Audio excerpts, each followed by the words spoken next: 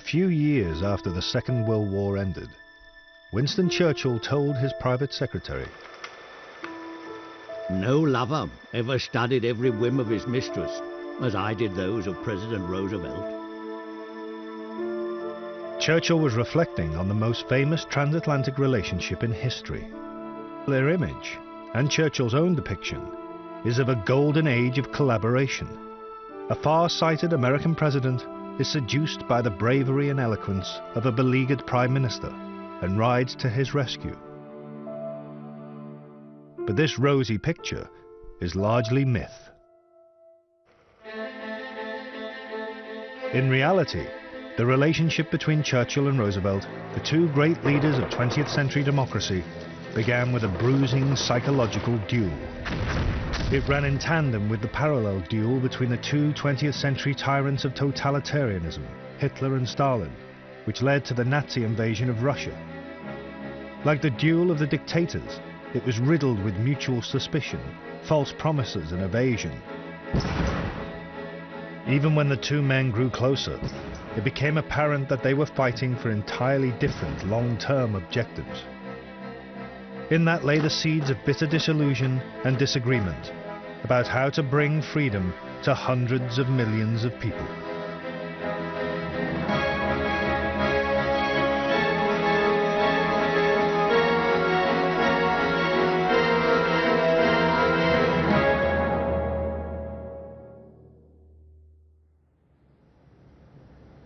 On May the 10th, 1940, on a bright spring morning in Washington, President Roosevelt called a meeting of his cabinet to discuss astonishing news coming in from Europe. Nazi forces were smashing into France, Holland and Belgium. In Britain, there was political turmoil.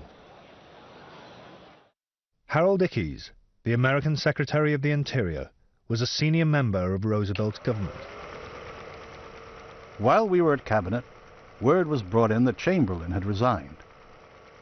The President said that he supposed that Churchill was the best man that England had, even if he was drunk half of his time.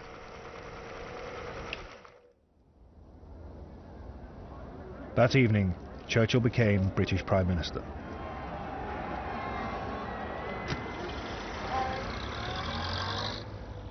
A few days later, he told his son, Randolph, there was only one way to beat Hitler. "I shall drag in the United States." Little did Churchill know that his entire strategy for winning the war depended on seducing a man who not only thought him a drunk, but also held a dislike for him that stretched back more than 20 years.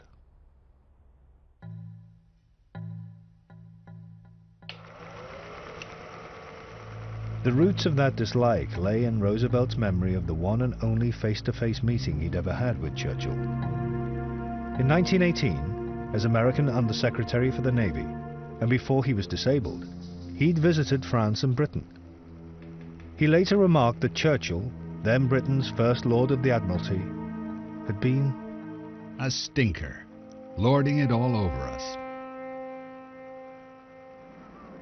The two men had not seen each other since, and in the decade leading up to the Second World War, they appeared to be polar opposites. Roosevelt, the charismatic president. Churchill, the has-been stuck in the political wilderness. Roosevelt, the scourge of European colonialism. Churchill, the die-hard defender of the British Empire.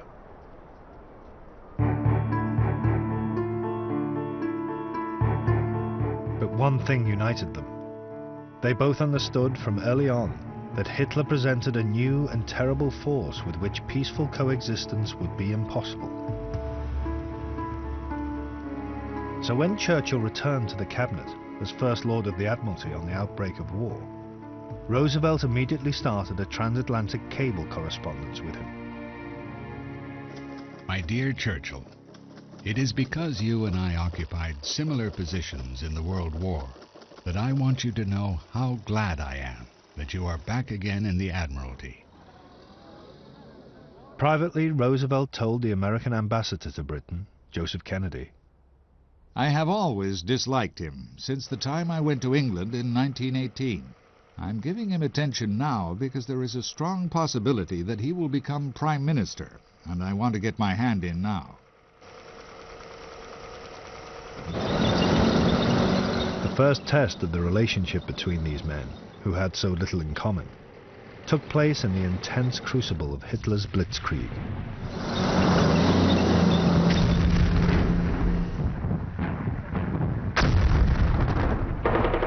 Churchill's opening tactic was to try to shock Roosevelt into helping Britain and France.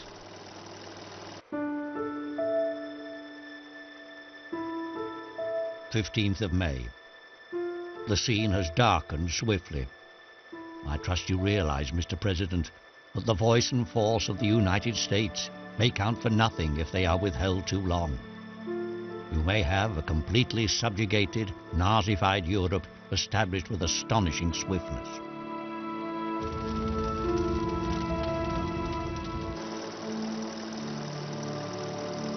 Churchill told Roosevelt that Britain's very survival could depend on the immediate loan of 50 American destroyers, mothballed since the First World War. The next day, Roosevelt refused him. Churchill's first request had resulted in instant disappointment. But for the president, the loan was too big a political risk. The United States was still a land at peace, trying to enjoy life, and bound by neutrality laws.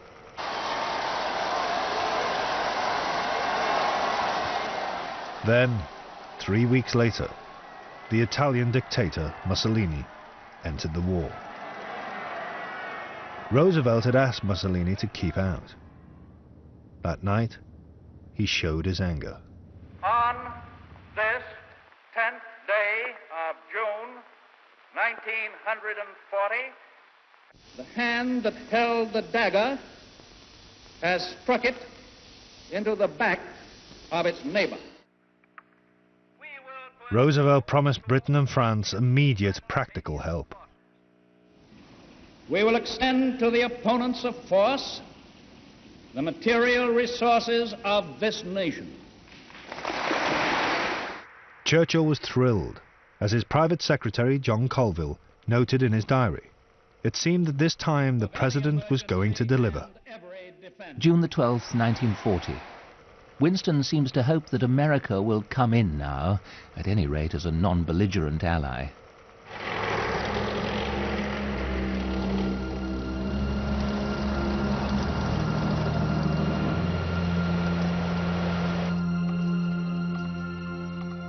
As Paris prepared for the Nazi onslaught, and its children were evacuated, Roosevelt even followed up with a private message to Churchill and the French Prime Minister Paul Reynaud, reinforcing his promise to help.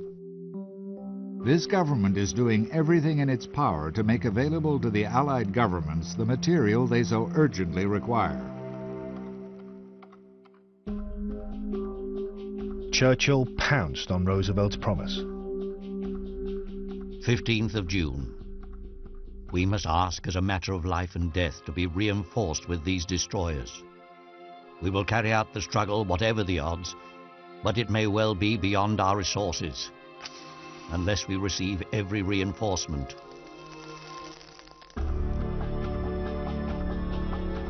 But on June the 17th, France surrendered to the Nazis. Roosevelt believed that Britain too could go under. There was no point in trying to rescue a drowning man. Just days after the promise of help, he slammed the door shut. The 19th of June. President R has turned down our demand for 40 destroyers. We need them badly. This opening skirmish in their duel was a shattering blow to Churchill. In reality, he was deluding himself in thinking, even fleetingly, that Roosevelt could at that stage have made any declaration committing Americans to the prospect of war. We will extend to the opponents of force the material resources of this nation. And yet Roosevelt had made an unequivocal promise of help. It should have been a warning.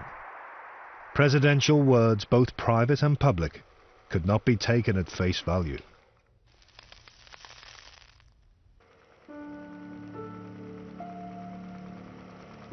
By late June 1940, Churchill was isolated. Hitler was master of Europe. Roosevelt's promises of help had come to nothing. But the shock of Hitler's conquests had forced many Americans into a rethink. Opinion polls showed that the number willing to help Britain, even if it meant the United States being dragged into the war, jumped from 30 to 60%. And Roosevelt could see that Churchill and the British intended to fight on, come what may.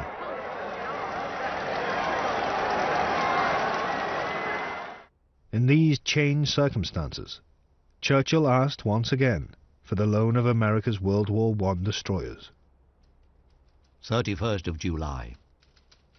Mr. President, with great respect, I must tell you that in the long history of the world, this is a thing to do now.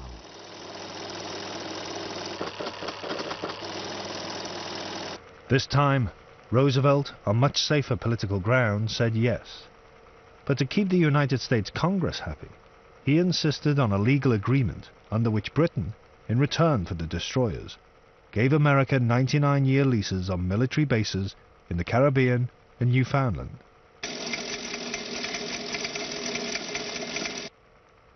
Churchill did not mind the Americans having the bases, but felt humiliated that it should be made to appear a trade. In a transatlantic phone call with the American Attorney General, Robert Jackson, he remarked, Empires just don't bargain. Jackson replied, Republics do.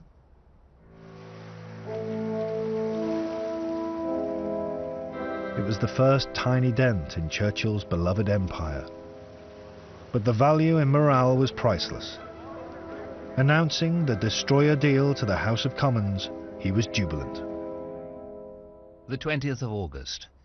The PM ended his speech by comparing Anglo-American cooperation, will it one day be unity, to the Missouri River and saying, "Let it roll on." I drove back with him in the car and he sang Old Man River, out of tune, the whole way back to Downing Street.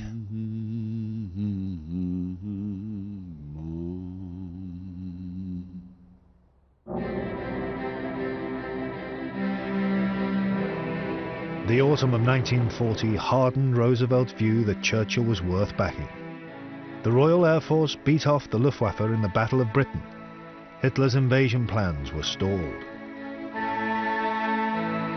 Those close to Churchill, like the War Secretary Anthony Eden and his private secretary John Colville, could see him begin to relax. Tuesday, October the 8th, 1940. The PM, dressed in his blue siren suit, dined with Eden in his new dining room at number 10. He was in great form and amused Eden and me very much by his conversation with Nelson, the black cat, whom he chided for being afraid of the guns and unworthy of the name he bore. "Try and remember," he said to Nelson reprovingly, "what those boys in the RAF are doing." So far, all Churchill had been able to offer Roosevelt was grim warnings. But now, with Hitler for the moment thwarted, he could show Roosevelt too his lighter side. I cannot feel that the invasion danger is past. The gent has taken off his clothes and put on his bathing suit, but the water is getting colder and there is an autumn nip in the air. But the brutal truth was that Churchill needed Roosevelt more than ever. By late 1940, the fight against Hitler was bankrupting Britain. Churchill pleaded for massive American aid. Within his long cable to Roosevelt was one short, stark sentence. 7th of December. The moment approaches when we shall no longer be able to pay cash for shipping and other supplies. In fact, Roosevelt had already decided to help. He'd just been re-elected President of the United States for an unprecedented third term, having promised Americans their country was not going to war. Yet he believed that Hitler could not be stopped without American help. He now came up with a way of achieving these contradictory aims. He would finance and equip the British to do the fighting, and keep the Nazis away from the United States. On December the 29th, 1940, Roosevelt broadcast his big idea to Americans. We must be the great arsenal of democracy. For us, this is an emergency as serious as war itself. There will be no bottlenecks in our determination to aid Great Britain. Roosevelt's speech sent shockwaves throughout Europe's capitals. In Berlin, the Nazi propaganda minister, Joseph Goebbels, sensed the sea change. 29th of December 1940. The USA is sliding increasingly into war psychosis. But will Roosevelt actually declare war? In London, this was precisely the question that Churchill was now asking himself. And he began to harbour an illusion that would bring both disappointment and great distress. I will faithfully execute the office of President of the United Roosevelt's States. first act, after his inauguration in January 1941, was to introduce the legislation for what became known as Lend-Lease aid. Churchill saw it as the first step on an inevitable and intentional road to war. The PM is delighted by the new American bill, which contains wide powers for the President in every sphere of assistance to us. He says this is tantamount to a declaration of war by the United States. There were further private signs of Roosevelt's apparent intentions. At this very moment, Harry Hopkins, the President's closest political associate, arrived in Britain and gave Churchill an unequivocal assurance. The President has sent me here to tell you that at all costs and by all means he will carry you through, no matter what happens to him. There is nothing that he will not do so far as he has human power. Churchill knew that under the United States Constitution, the President could only ask for a declaration of war. Congress had to approve it. But while a vocal minority of Americans wanted to have nothing to do with Europe's war, the majority wished to help. Churchill told John Colville, "The important element is the boldness of the President. He will lead opinion and not follow it. He does not want war, but he will not shrink from war." Even more encouragement came from a second American visitor to London, Wendell Willkie, the Republican candidate defeated in the presidential election. Willkie gave Churchill a handwritten message from Roosevelt. I think this verse applies to your people as it does to us. Sail on, O ship of state. Sail on, O Union strong and great. Humanity with all its fears, with all the hopes of future years, is hanging breathless on thy fate. To Churchill, the obvious meaning was that the President was preparing to fight side by side with him. But when Willkie returned to Washington, the first question Roosevelt asked him about Churchill was, Is he a drunk? 10 months on, the private suspicions remained, and Roosevelt was making different noises to different people. What Churchill did not yet understand was that nothing Roosevelt said could be taken at face value, nor, despite his surface charm and affability, how impenetrable and elusive the President really was. Around this time, the American War Secretary Henry Stimson described how impossible it was to pin Roosevelt down. His mind does not follow easily a consecutive chain of thought, but he is full of stories and incidents, and hops about in his discussions from suggestion to suggestion, and it is very much like chasing a vagrant beam of sunshine around a vacant room. But Roosevelt's lack of clarity and commitment was a deliberate cover. Sometimes to keep his real intentions secret, sometimes to keep his options open. And his bonhomie was deceptive. Later, Roosevelt's wife, Eleanor, would warn Churchill. When Franklin says yes, yes, yes, it doesn't mean he's agreeing, it means he's listening. But as yet, Churchill realized very little of this, and could only proceed on the basis of what he saw and heard. That continued to be encouraging. In March 1941, Congress passed the Lend-Lease Bill. Roosevelt followed up with a rip-roaring speech. The British people need tanks and guns and ammunition and supplies of all kinds. From America they will get tanks and guns and ammunition and supplies of all kinds. In the audience was the new British ambassador to Washington, Lord Halifax. He felt there could only be one interpretation of Roosevelt's words. March the 16th, 1941. Certainly no such speech has ever been made by the head of a state not at war, without putting it into war.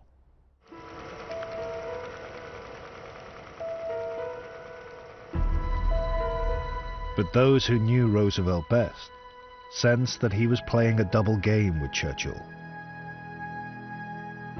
After a private meeting with him, his Treasury Secretary Henry Morgenthau noted in his diary, I may be mistaken, but I don't think that the President has in mind to do anything very dramatic to help England at this time.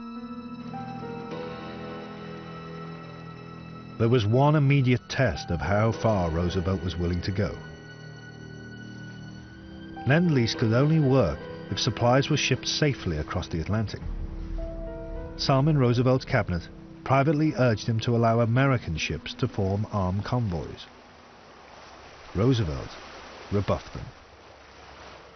April 2nd, 1941. The President said that public opinion was not yet ready for the United States to convoy ships. This was his whole attitude anyway, that he seemed to be still waiting and not ready to go ahead on all-out aid for England. It was the first sign of backsliding, and not the attitude of a man who intended to give his people a firm lead. For Churchill, it could not have come at a worse time. He was entering his darkest period of the war. In April, Hitler's armies smashed Yugoslavia and Greece. The Germans seemed invincible. Rommel was driving the British Eighth Army out of Libya. The U-boat toll on British shipping in the Atlantic was rising.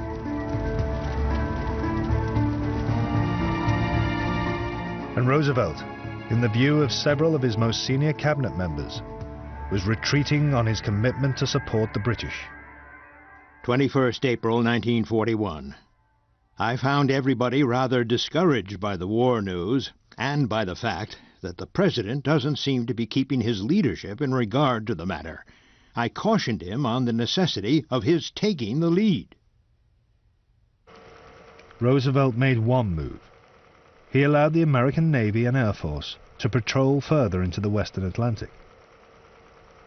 But this gave only small extra protection to the shipping lanes between Britain and America, and was little use against the Hitler, who now controlled most of Europe and was threatening the whole of the Middle East and India beyond. Churchill pleaded with Roosevelt for more help to stop the Nazis. At this moment, much hangs in the balance. I feel Hitler may quite easily now gain vast advantages very cheaply, and we are so fully engaged that we can do little or nothing to stop his spreading himself.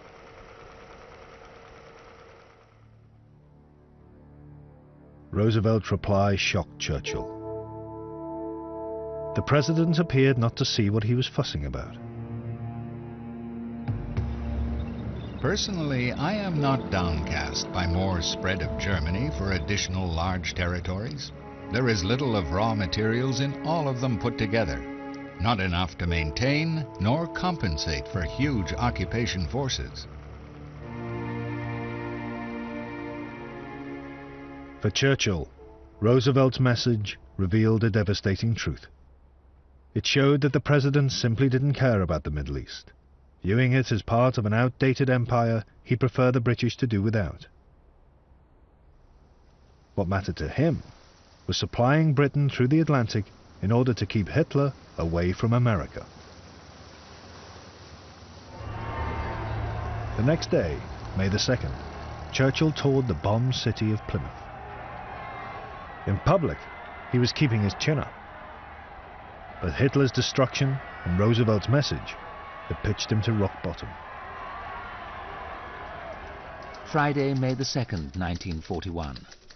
The PM, in worse gloom than I have ever seen him, dictated a telegram to the President drawing a somber picture of what a collapse in the Middle East would entail. Then he sketched a world in which Hitler dominated all Europe, Asia and Africa, and left the US and ourselves no option but an unwilling peace. In desperation, Churchill told Roosevelt he must come to his rescue. Mr. President, the one decisive counterweight I can see would be if the United States were immediately to range herself with us as a belligerent power.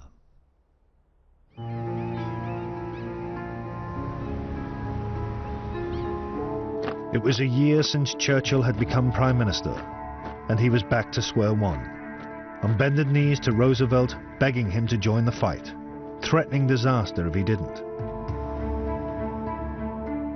The evasiveness of the man on whom he had pinned everything was dashing all his hopes.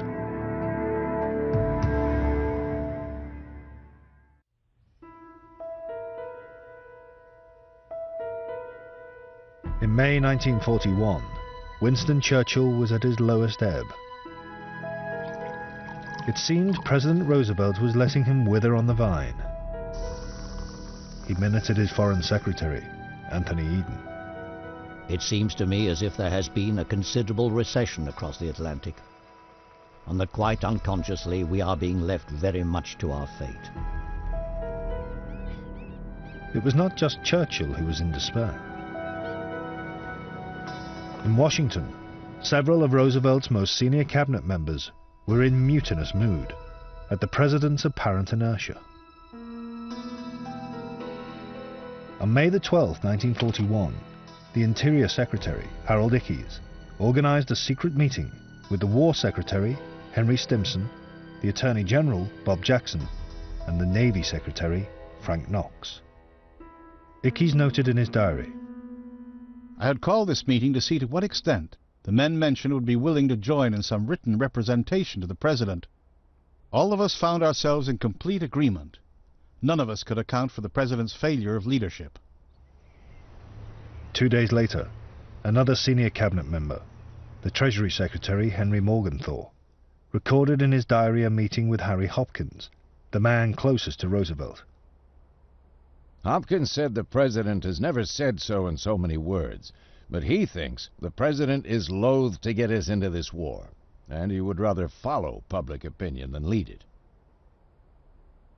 At this pivotal moment, Roosevelt appeared to suffer some form of psychological crisis. Pressured by the small but still vocal minority of isolationists on one side, and the hawks in his cabinet on the other, he spent much of May 1941 in bed, and rarely went to the office. He had a mild cold, but was not otherwise physically ill. When asked by one of the staff what was wrong, his personal secretary, Marguerite Lahand, passed it off by saying, What he's suffering from most of all is a case of sheer exasperation. Churchill's ever more desperate cables could only have added to his feelings of oppression. Whatever happens, you may be sure we shall fight on, and I'm sure we can at least save ourselves. But what is the good of that? The war was going from bad to worse. After conquering Yugoslavia and Greece, the Germans were now beating the British out of Crete.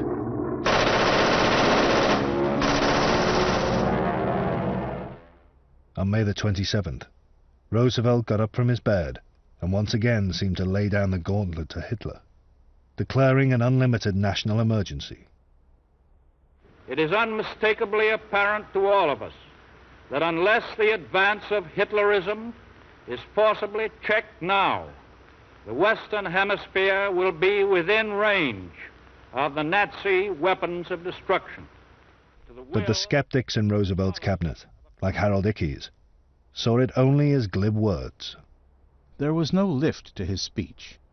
Right at the end, he did declare a total emergency. But to declare a total emergency without acts to follow it up means little. In Berlin, Roosevelt's speech was eagerly analyzed by Joseph Goebbels. We must wait and see what he does next. In any case, there is no talk of war at present. At the moment, he doesn't dare.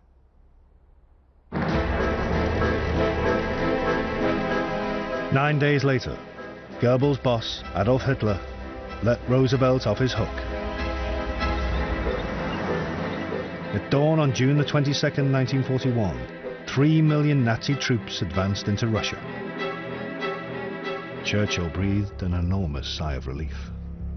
Sunday, June the 22nd, 1941. On going to bed, the PM kept on repeating how wonderful it was that Russia had come in against Germany when she might so easily have been with her.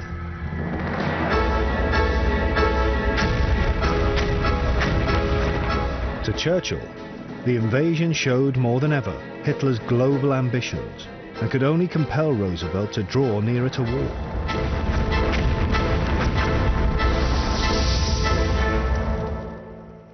But Roosevelt drew a different, more subtle conclusion. He quickly calculated that Russia's forced entry into the war could help America continue to stay out. Instead, Russia could be a second nation to be financed to fight Germany. Roosevelt wrote to one of his closest associates, Admiral William Leahy.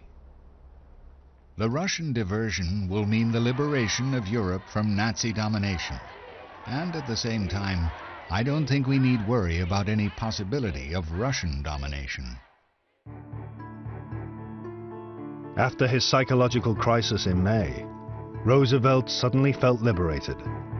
He swung into action, asking Congress to supply Stalin with everything he demanded, with no strings attached, and chiding his government into action. He said, "I am sick and tired of hearing that the Russians are going to get this and they're going to get that. The only answer I want to hear is that it is underway." He directed most of his fire at Stimson, who looked thoroughly miserable. In his outburst today, the President said that we must get the Russians the arms, even if it was necessary to take them from our troops, and I felt very badly about it. He was really in a hoity-toity humor and wouldn't listen to argument. What Stimson failed to realize was that Roosevelt did not care about taking arms from American troops. He had no wish or intention that they should fight. That was for British and Russian soldiers to do, with weapons supplied by the United States.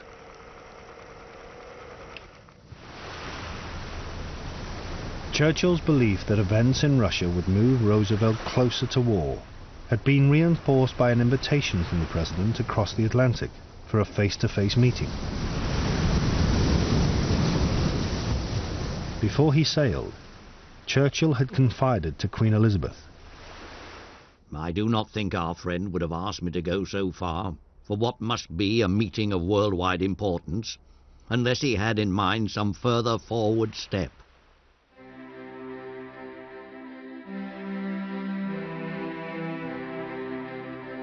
On August the 9th, 1941, Churchill, full of anticipation, arrived in Placentia Bay, off the Newfoundland coast.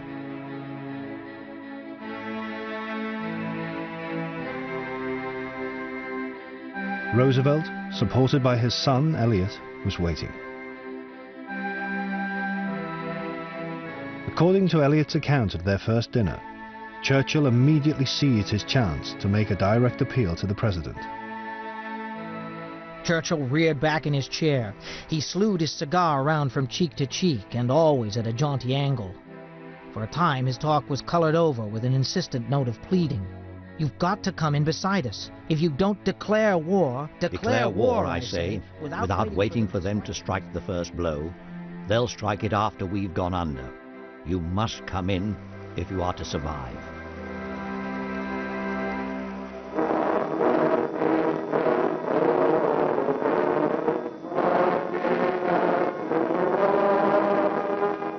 The two men were determined to get on. But on the second evening, one subject threatened to disrupt the conviviality: empire. The Americans had been driving a hard bargain over Lend-Lease, insisting that in return, Britain would promise to remove trade barriers with the British Empire. According to Elliot Roosevelt, that argument flared up at Placentia Bay. The kettle began to bubble up, and once or twice nearly over. Churchill's neck reddened, and he crouched forward. Mr. President, England does not propose for a moment to lose its favored position among the British dominions. The trade that has made England great shall continue, and under conditions prescribed by England's ministers. You see, said Father, it is along in here somewhere that there is likely to be some disagreement between you, Winston, and me. For the moment, the argument was natured, and Churchill left Placentia Bay full of optimism.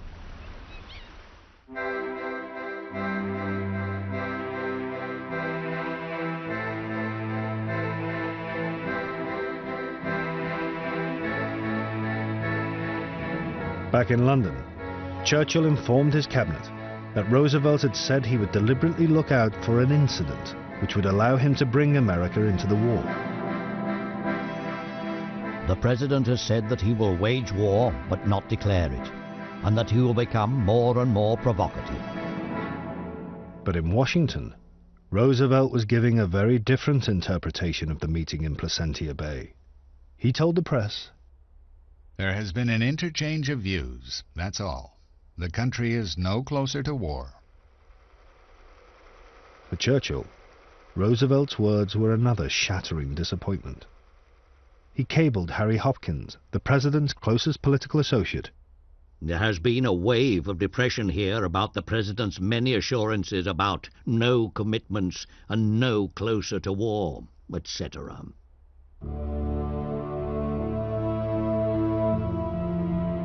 Churchill's one remaining hope was for the sort of incident he claimed Roosevelt had privately talked of. In the coming weeks, German U-boats in the Atlantic sank 2 American destroyers. Roosevelt finally agreed to allow American warships to escort merchant shipping in the Atlantic, and responded with his toughest words yet. When you see a rattlesnake poised to strike, you do not wait until he has struck before you crush him.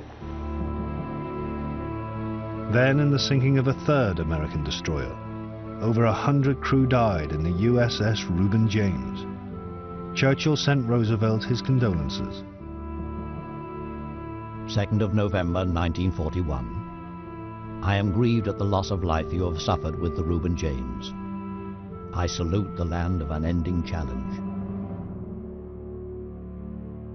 But this most deadly incident yet brought no further action. Roosevelt did not even break off diplomatic relations with Germany. Once again, there had been rhetoric, but no move to war.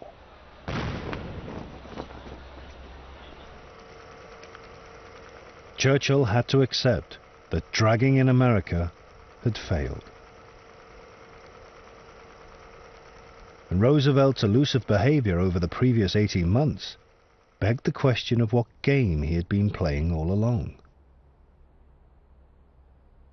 The President himself kept his cards so close to his chest that he never told a single soul, relative, crony or colleague, whether at any stage He'd intended to fulfill Churchill's hopes and bring America into the war against Hitler.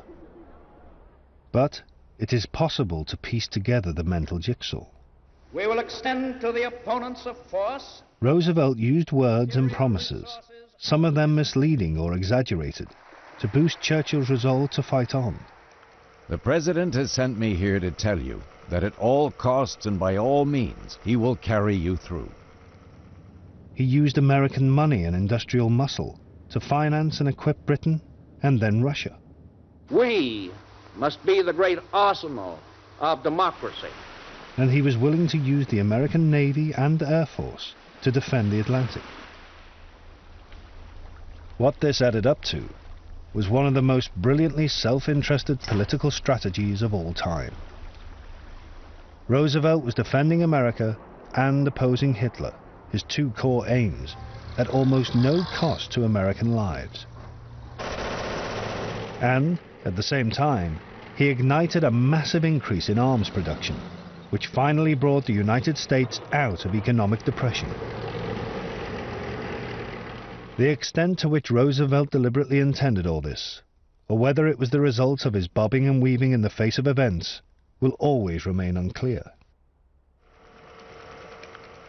As for the one thing Churchill wanted above all, an American declaration of war, of that, the evidence overwhelmingly suggests Roosevelt never had the slightest intention. Churchill's great hope had been an illusion.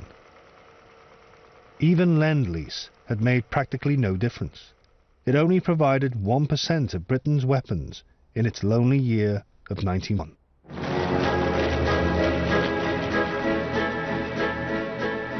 Then, on December the 7th, the Japanese Navy attacked Pearl Harbor. Roosevelt was brutally hurled into war. A state of war has existed between the United States and the Japanese Empire. Even now, Roosevelt did not ask Congress to declare war against Japan's ally, Germany. As it turned out, he was saved the choice. 4 days later, Hitler declared war on the United States. Churchill's relationship with Roosevelt was about to be transformed. For Churchill, it would be a double-edged blessing.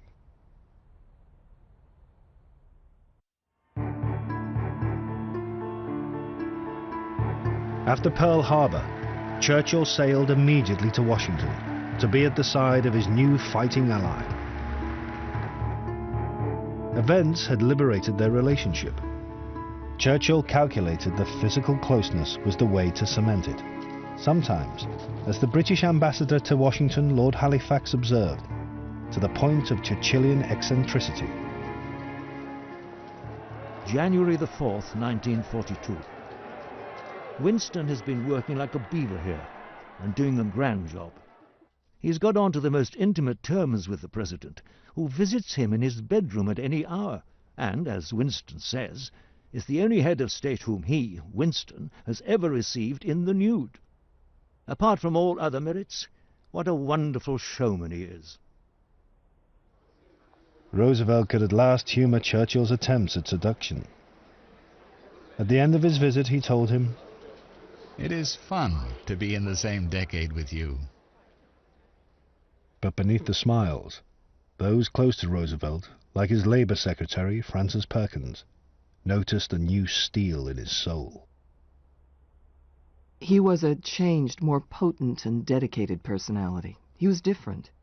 The terrible shock of Pearl Harbor, the destruction of his precious ships, the unknown hazards which war might bring to the people, acted like a spiritual purge and left him cleaner, simpler, more single-minded. This change in Roosevelt would have a vital impact on his relationship with Churchill.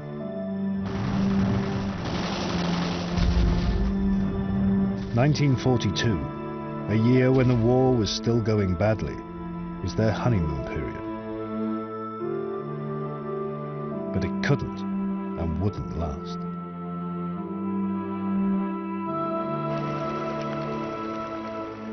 In the end, Churchill lost his duel with Roosevelt. he failed to persuade him to bring America into the war. Japan and Hitler did that.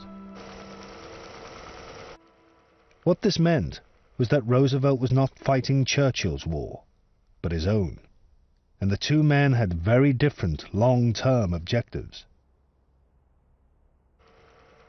Beyond the defeat of Hitler, Churchill wanted above all to preserve the British Empire, which was an anathema to Roosevelt, and it was over empire that they had their first real argument.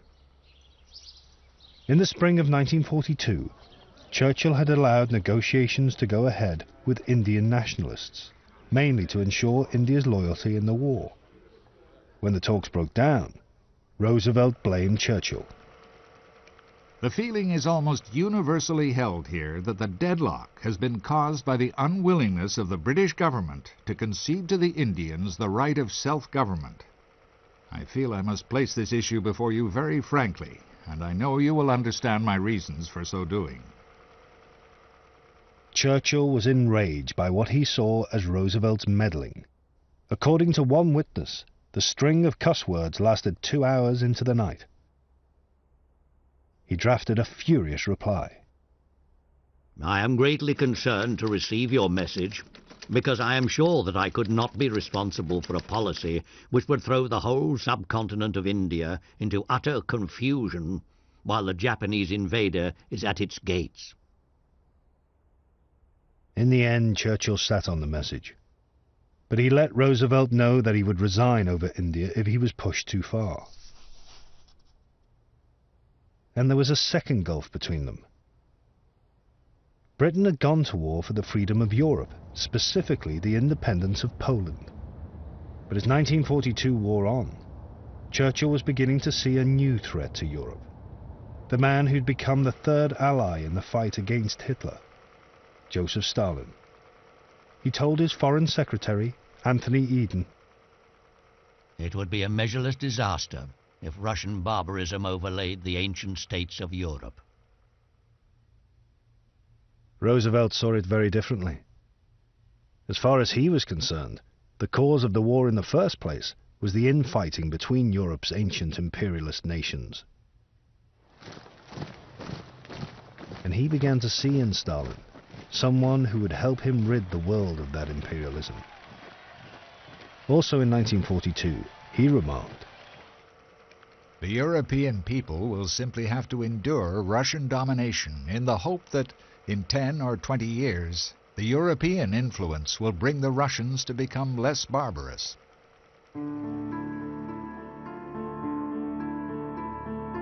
These opposing views held the seeds of increasingly bitter disagreements. The third duel of the Warlords would be between Churchill and Stalin. At stake was the future liberty of Europe. The casualty of that duel would be the trust Churchill had worked so hard to build with his new friend across the Atlantic.